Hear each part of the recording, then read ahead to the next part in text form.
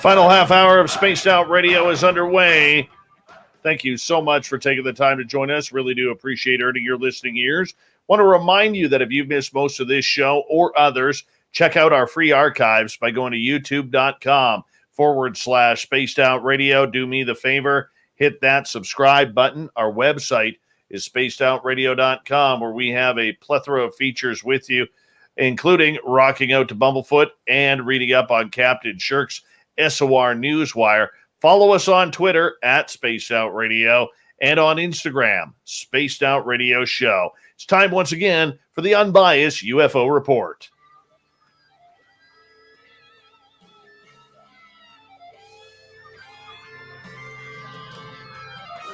Every second day, we bring in Jon Hudson, our UFO reporter, to come on in and keep us up to date with all the UFO news that is going on around the world. And Jon is one of the tops of what we are doing. It's a brand new feature on this show, and we are loving it as it continues on tonight. Jon, welcome back. Thank you, Dave. Very, very happy to be here. How are you doing tonight? I am doing great, man. Very, very well. Now, Dr. Bob McGuire on Science Bob and Friends seemed to stir up a little bit of stuff on the UFO Twitter world and got a lot of people pretty upset with him, talking about this 23-minute video that Luis Elizondo and Danny Sheehan actually talked about on previous couple of podcasts earlier this week. Yeah, and it's kind of funny because, Bob played it, really clean and was very careful about what he said, as he should be. But the great tidbit that he gave us, which was, partially implied, was that essentially the single frame, the single cell that he saw, that he spoke about many months ago, of seeing a very, very, very, intense, very highly detailed photograph, is actually from the 23-minute video that Elizondo and Danny Sheehan have been talking about. And so while it was Luis Elizondo and Danny that had been actually, talking about the most, and they were the ones that had added the most, kind of graphic descriptions as to, what kind of a video it was, it ended up being Bob that got a lot of the attention because of the fact that we were able to tie this one image that he saw, this one cell from the film, back to the actual 23-minute video, which, brings more gravity to it. I mean, nothing's conclusive yet, but I mean, it brings a lot more gravity to it. Now, we can only assume, and Bob didn't get into this, but we can only assume that's the video of the black triangle coming out of the water. That's yes, and Bob went into a little bit more detail. He did mention that from it was from his perspective of the picture, it looked like it might be a triangle. You couldn't know for sure that it was a triangle. We also have no way of knowing. 23 minutes is a long time. I mean, 5 other types of ships could have shown up that represent circles, squares, stars, and rectangles, and who knows, right? I mean, so. But I think it's safe to assume that there was a large triangle involved. And if you listen to what James Fox has said, this was a very large triangle. I mean, he's been quoted as saying it was a football field on an edge, and if it really came out of the ocean without any effort, that alone is one hell of a thing to catch on film. Now, one of the things about this 23-minute film, now I'll tell you, I first heard about that slide. Let me go way back here. All right. I first heard about that triangle coming out of the water from another member of the NSA, or the National Security Agency, who I was having a phone conversation with him. And his neighbor said, "Hey, I know you're all into this weird stuff." Because the spooks all live side by side in Washington, D.C. Mm-hmm. And he's like, have you heard about this photograph? And this photograph of this black triangle, for people who don't know, was literally circulated all around the intelligence agencies.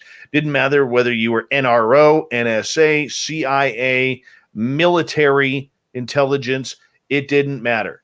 Everybody in an alphabet agency was looking at this. From what I heard, there was close to 1,200 people who got. Yeah, this was the intelligence community's version of going viral. Yes, absolutely. So with this 23-minute video, I've heard McGuire say it, Dr. McGuire, and I've heard Luis Elizondo say it, that if this video ever came out, this would be conclusive proof to absolutely everyone on this planet that there is an extraterrestrial presence here. Are you hearing that as well? Oh, absolutely. And Danny Sheehan has alluded to that as well. And it's very interesting because, we've all been able to watch most of them for long enough now that we're all starting to learn their body language and their tones and their cadence and how they speak. And all of them said something to that effect with such ease and with such confidence, and almost with a little bit of mirth, it's so unbelievably, impactful that it's unbelievably tantalizing. Is there any chance, or are you hearing any rumblings that there might be portions of this video coming out? So it's possible. The problem is that the location it was at when everyone who saw it claims to have seen it was essentially in a, not to go into too much detail, but was in an air gap separated network, right? So, getting that out and getting that to the public is quite a maneuver. They have methods for even catching it if you film it off, your laptop. There's methods for all sorts of stuff. So basically, it would have to come out through official means, which is what Elizondo had said the other night. And one of the challenges I have is that I don't know what the cost is, right? I don't know what the cost is of actually going through a video like that and actually taking out all the proper artifacts and stitching it back together into a contiguous film. That might be a very expensive, very labor-intensive process, and I don't know who would pay for that. I don't know what group would fund that. So I don't even know practically how it would happen. But my hope is that such a package, such a delivery would be delivered to members of Congress, and depending on which members of Congress get to see it, that increases the probability that we might. All right, I don't think that video will ever come out. We might get 2 seconds, maybe 5. Yeah, I don't. I think the picture. I think the picture's got a shot. I think the cell that Bob saw has a shot at getting out, but I'll be shocked if we ever see the film. All right, you've got some reaction to Luis Elizondo being number 68 in the most interesting people and topics of interest in People Magazine's latest article. Did we ever think that we would have a UFO guy in People Magazine? Not just a UFO guy, right? I mean, I encourage people to listen to some of Ross Coulthard's recent interviews where he talks about the research he did on Lou Elizondo, both in the United States and back in Australia, where he talked to intelligence professionals within the Australian armed forces who knew Elizondo and knew background. And this this is a serious guy, right? I mean, he's done some pretty crazy stuff, and for him to be on People Magazine, I mean, I saw an interview of him where someone brought it up, and I mean, you could hear it in his voice. That guy was embarrassed beyond. I think it completely blindsided him. I really do, and I'm sure his kids are having a ton of fun with it. Oh, if I was one of Elizondo's children right now, I would be going up to him and say, hey, Dad, can I get your autograph for this? You have to. For Christmas, he'd get a big poster of it. Everybody that Elizondo is working with or has worked with has probably texted him in the last 48 hours to absolutely rib him for this. You have to. That's the military code. Oh yes. Someone needs to make T-shirts. I mean, this is major league. This is and you got to wonder. I mean, I'm not familiar with the process involved, but my understanding is that there's a readership voting aspect to this ranking. And so, what it might be alluding to, which is a really good thing, is that Elizondo has permeated a lot more minds outside of this community than we realize, which is a good thing. I think your point is bang on there. It really goes to show that they are paying attention and that the mainstream articles and magazines such as People, which is not a smut magazine like the National Enquirer or anything like that, but it's usually been a reputable magazine. And for them to be able to put UFOs in that, it shocked me in a good way. It really did. Yes. Whether or not you love Elizondo or you believe Elizondo, I think Jon is really irrelevant at this time comparatively to the magnitude of having him in that magazine in the top 100. I couldn't.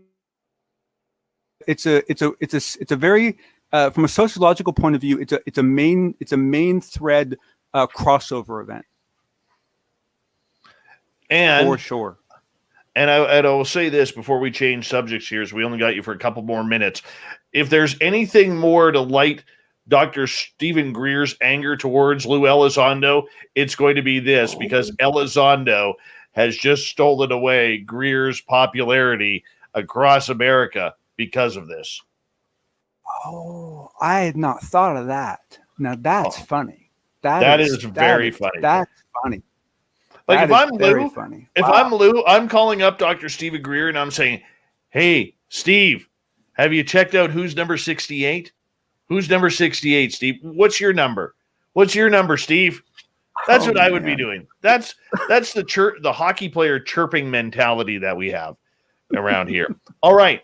Finally, before we let you go for the night, we have John Greenwald from the Black Vault. He is always very, very concise with a lot of the reporting that he does and the Freedom of Information Act information that he releases to the public. Almost, it seems, on a daily basis. He's that active about it.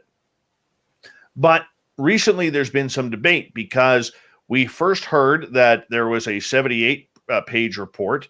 Then we heard it was 178 pages. We ended up, as the public, getting 9 pages, if you include the bibliography. Yeah. All right. Then we heard something strange. Daniel Sheehan, the lawyer, saying that the top secret report was well over 400 pages long. But Greenwald from the Black Vault now comes. Tell us about Greenwald in this story.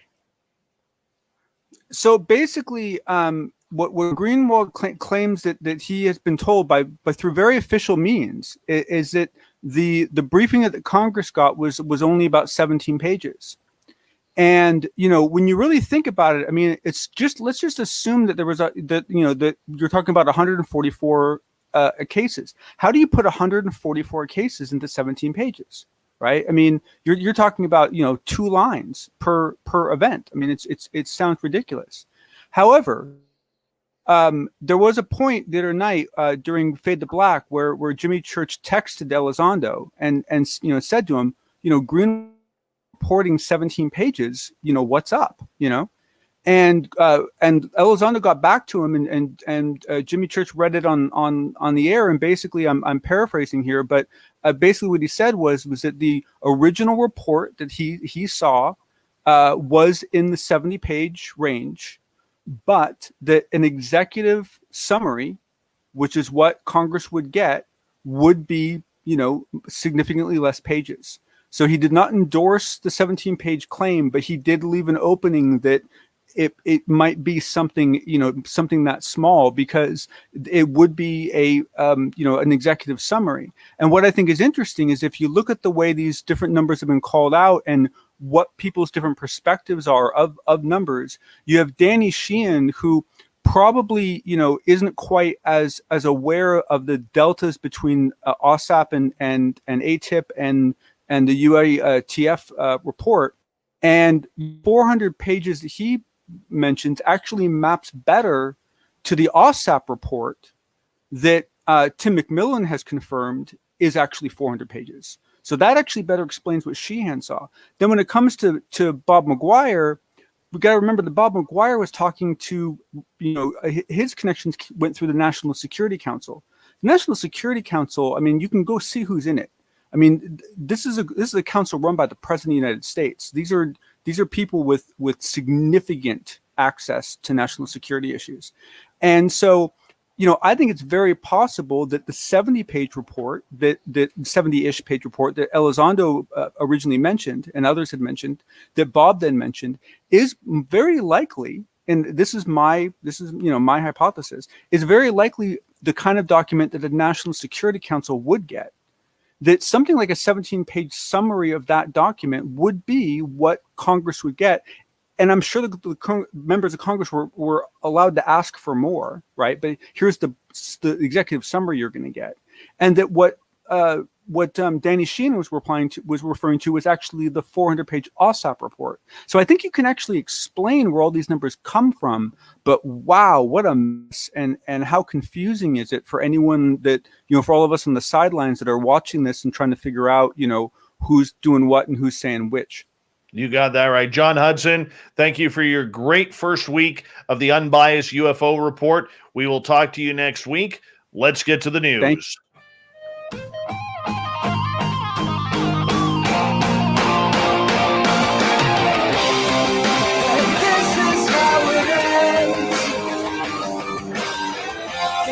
Revenge at number